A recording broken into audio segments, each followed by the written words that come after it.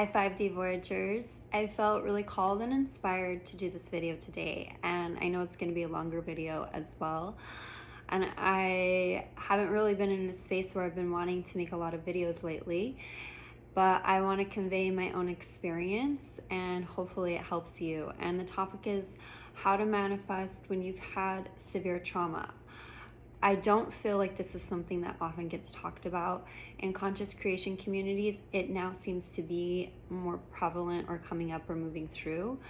And before I get started, I'm not a therapist. I haven't been trained clinically. I'm just conveying to you my experience as somebody who has moved through severe trauma and what has been really effective for me in that journey. So I'm going to be conveying to you from the lens of my experience, and hopefully it helps you as well.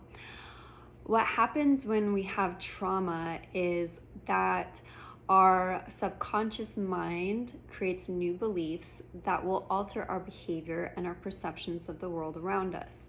And at the core level, the core beliefs are usually like, I'm safe, I'm secure, I'm trusting, I'm good enough, I'm worthy, I'm deserving, and I'm whole and complete. I'm adding that one in there as well.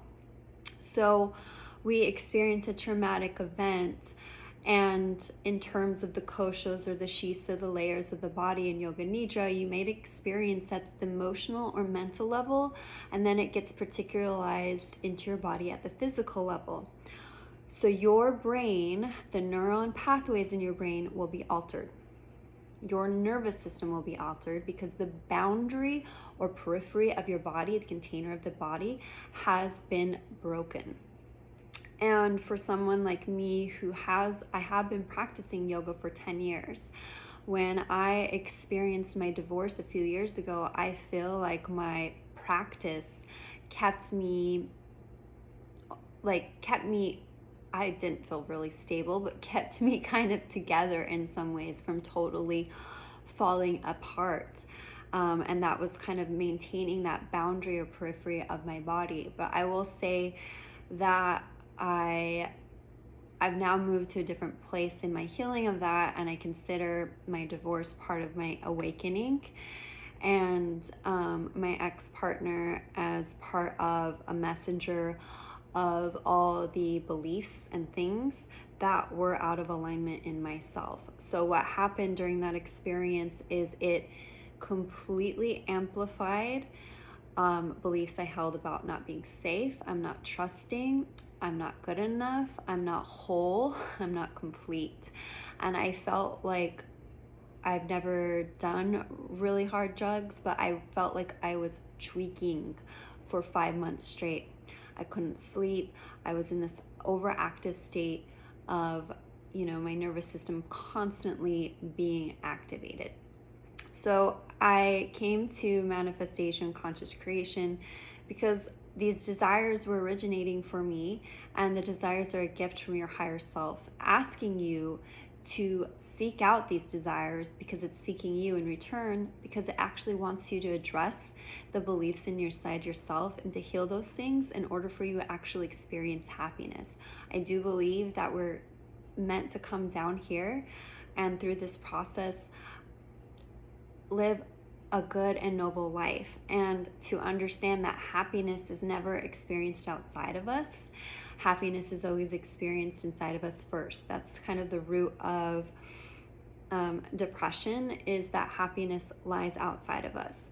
And anxiety is a manifestation of not feeling safe. That being said, in full disclosure, I have used antidepressants, and they've helped me be a beautiful bridge for certain periods of my life as well. And using that in combination with the belief work, I feel is a very potent medicine. So I was having these desires originate, for certain things in my life, and I was getting into these manifesting situations where it was like, well, is my end assumption right? Did I visualize it right?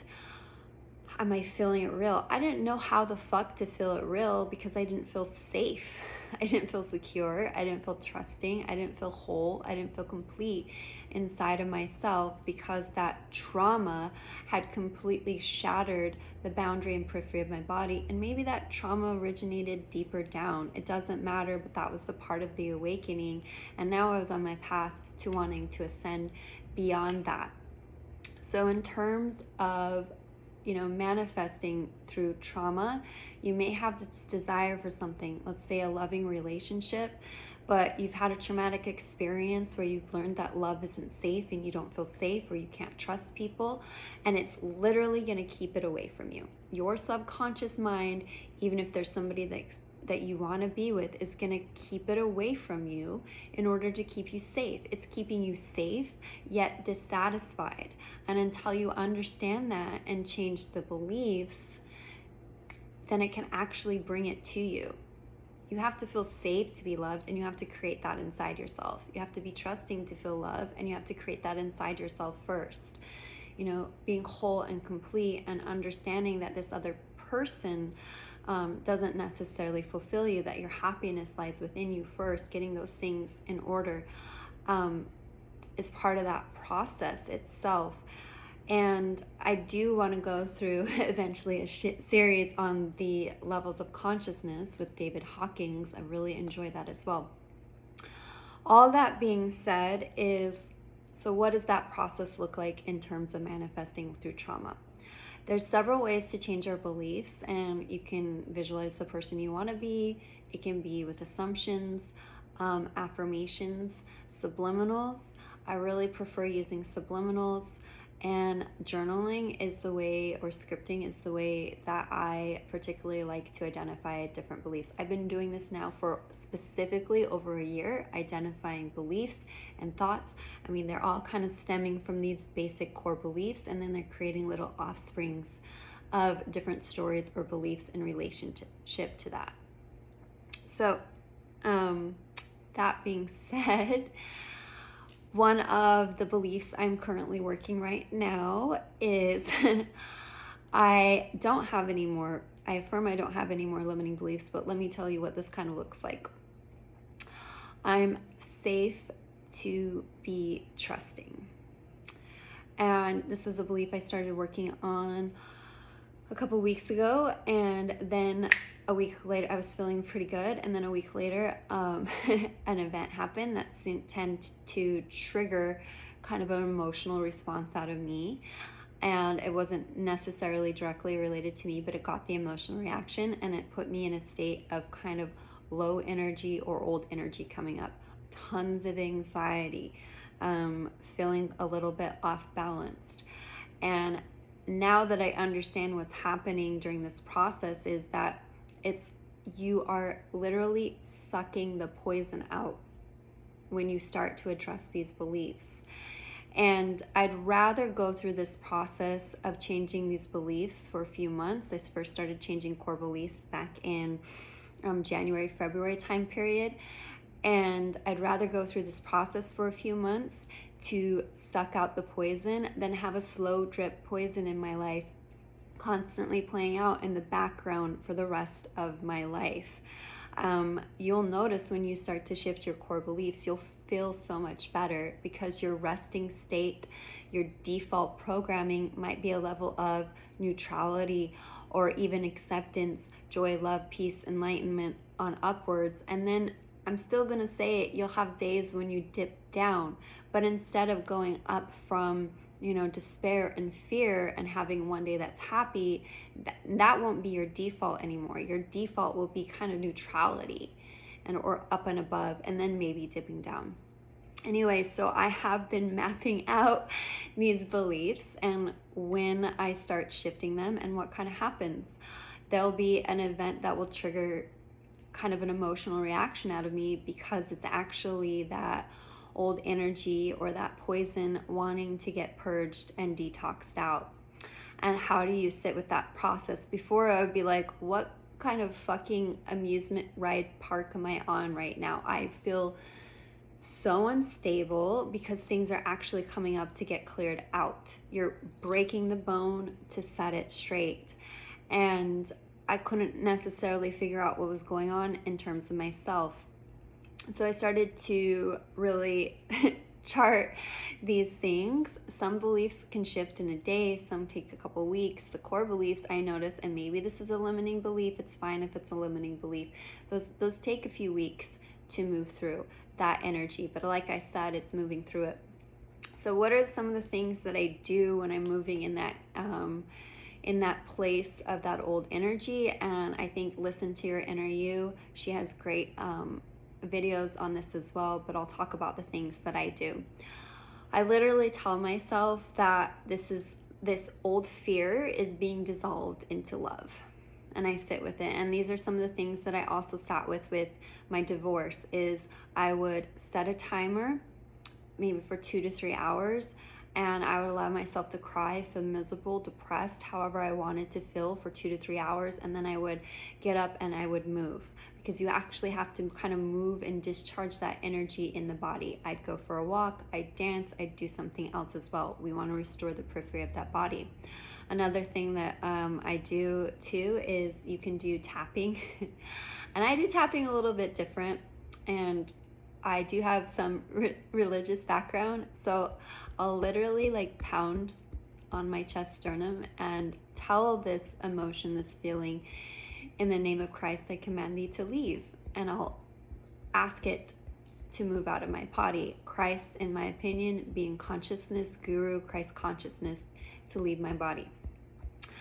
Another thing that you can do too is to stimulate the vagus nerve by tilting your chin upward and looking up towards the ceiling. This is an indication that you're safe as well. I also do alternate nostril breathing, and I think many of you are familiar with that as well.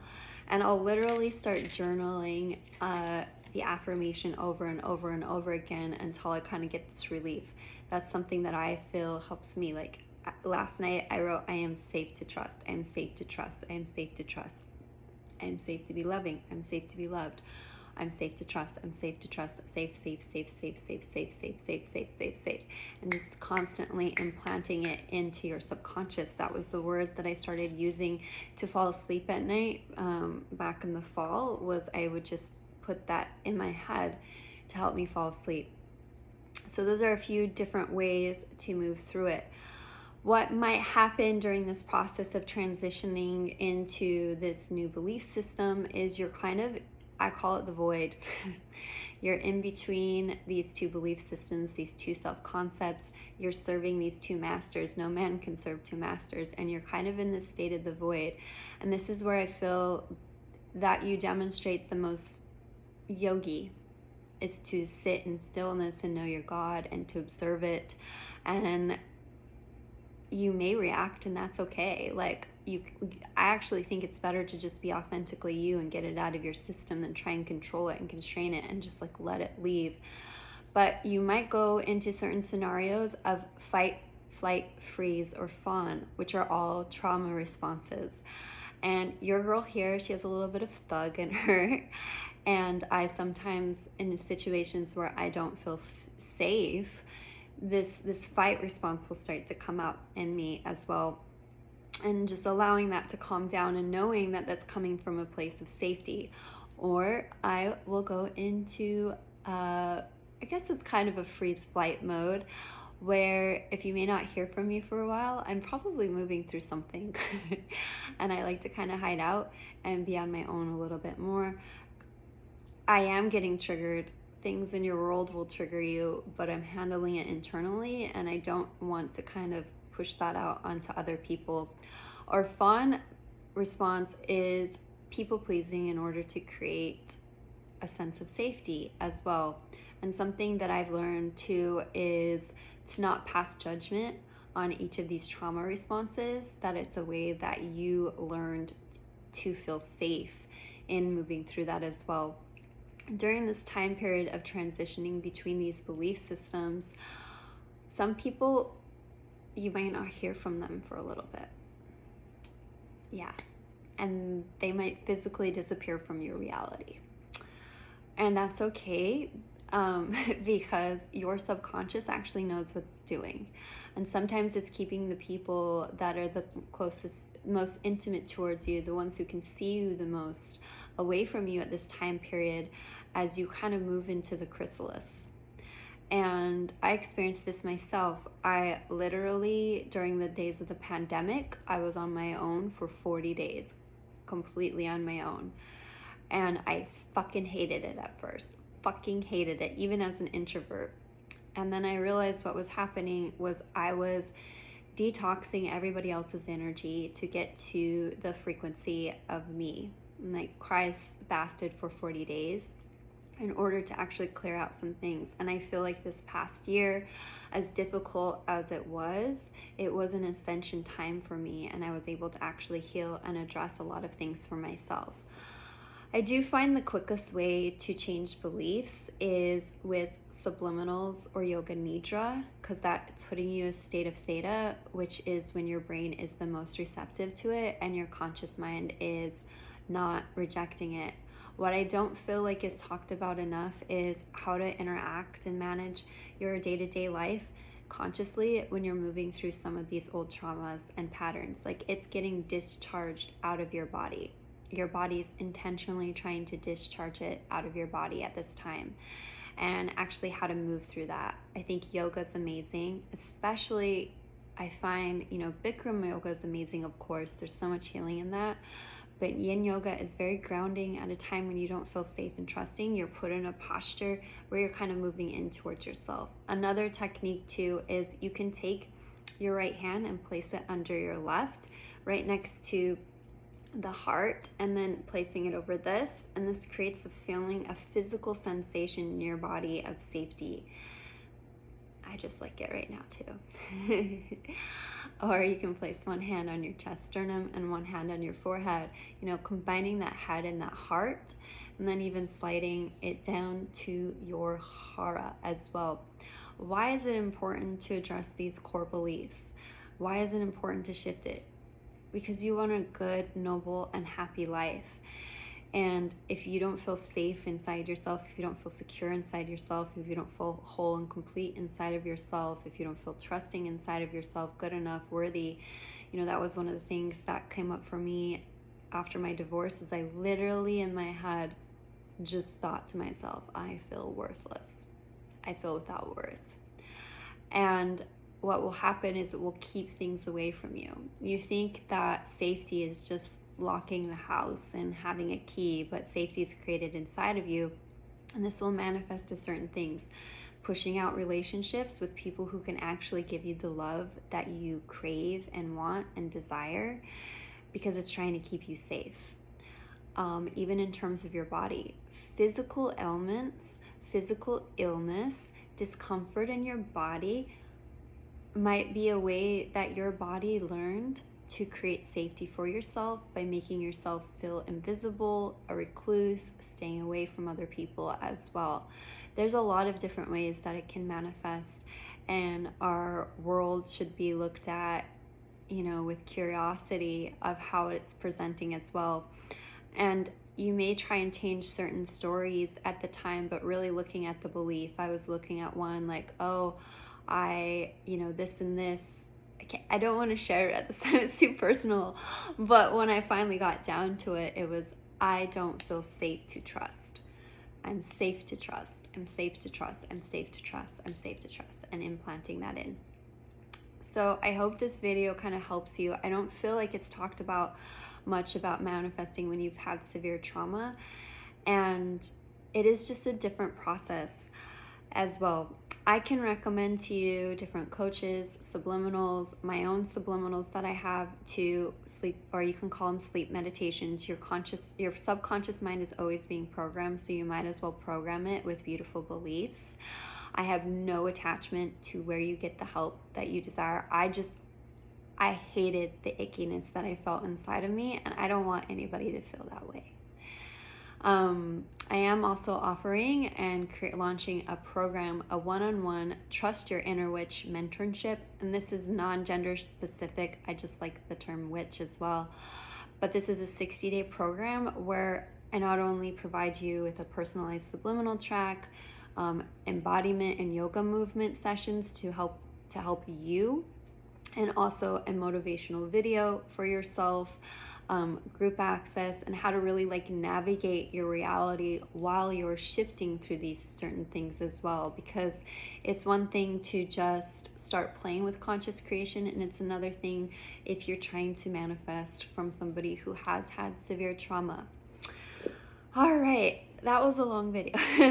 I love you, I value you, I accept you. We are limitless. So mote it be. As I speak it, I create it, sealed with a kiss.